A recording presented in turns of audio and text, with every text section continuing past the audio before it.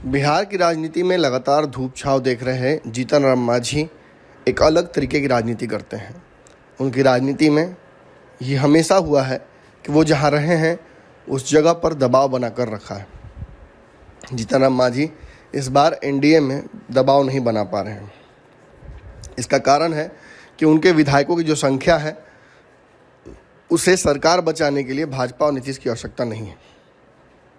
अब इसकी वजह से मांझी जी को ये आरोप लगा रहे हैं वो कि उनके साथ अन्याय हो रहा है। देखिए, एनडीए में अब कायदे से दो ही दल हैं, नीतीश कुमार की पार्टी जदयू और भाजपा। दोनों के बीच सामंजस्य की कमी है। दोनों एक दूसरे पर दबाव बनाने के लिए लगातार जो भी प्रावधान सामने आ रहे हैं उसमें अपना अपना चला रहे हैं। अब इसकी वजह से जीतन राम मांझी बीच में रह जा रहे हैं।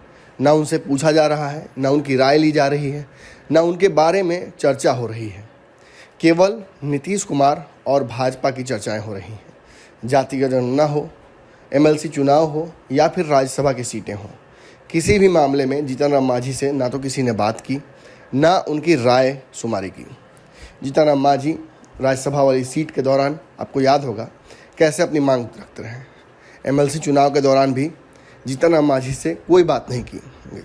उन्होंने लगातार मांग रखी थी कि उन्हें 2 सीटें चाहिए, लेकिन उन्हें एक भी सीट नहीं दी गई। जिसके बाद किसी तरीके से उन्होंने मान मनोबल कर अपने आप को मनाया और ये कहा कि ठीक है, अगर इस बार संभव नहीं है तो आगे हमें जुड़ा जाएगा।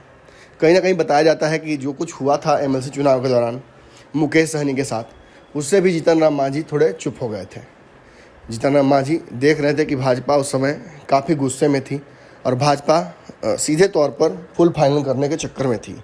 ऐसे में जीतन राम मांझी भाजपा के रौद्र रूप का शिकार नहीं होना चाहते थे। लेकिन कालांतर में उन्हें ये एहसास था कि भाजपा और नीतीश कुमार दोनों उनकी बात करेंगे। लेकिन जिस तरीके से दोनों दल आपस में ही लगातार प्रतिद्वंद्विता कर रहे हैं और इनकी लड़ाई की वजह से जीतन राम मांझी की चर्चा तक नहीं हो रही है, इससे जीतन राम मांझी अब काफ़ी नाराज़ हो गए हैं। दिल्ली में पत्रकारों से बात करते हुए उन्होंने सीधे तौर पर आरोप लगाया है कि उनके 4 विधायकों की लगता है अब आवश्यकता एनडीए को नहीं है। एनडीए के दोनों दल, चाहे नीतीश कुमार हो या भाजपा, ये दोनों ना तो जीतन राम मांझी को खोजते हैं और ना ही किसी भी फैसले में उनकी सहमति लेते हैं। इसकी वजह से तो यही लगता है कि कहीं ना कहीं जीतन राम मांझी को लोग हल्के में ले रहे हैं।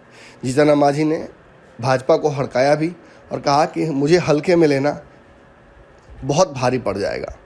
राज्यसभा की सीट हो या फिर अन्य मामले, एनडीए में डेमोक्रेसी की कमी है।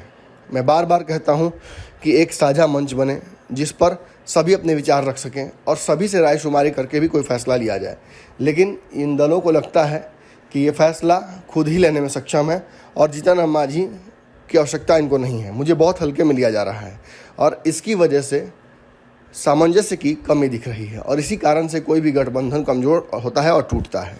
अब देखना है कि जब मांझी जी ये सारी बातें कह रहे हैं तो आखिर इन्हें चरितार्थ कब तक करते हैं, क्योंकि नीतीश कुमार और भाजपा की फ़िलहाल जो लड़ाई चल रही है, अदावत चल रही है, उसमें जीतन राम मांझी का सबसे बड़ा नुकसान हो रहा है। अगर ये वीडियो पसंद आई और वह बिहार के राजनीति और बिहारियत से सरोकार रखेनी तो सब्सक्राइब बटन दबा के चैनल के सब्सक्राइब कर ली। ओजे एगो घंटी बा, ओकरा बटन दबा देला से कुल सटीक और मारक खबर रुआ मुफ्त में मिल जाई। अगर रुआ पत्रकारिता के हमनी के नया प्रयोग में सहयोग कर चाहतानी तो ज्वाइन बटन दबा दी। पेटीएम नंबर नोट कर ली 9386816700। धन्यवाद।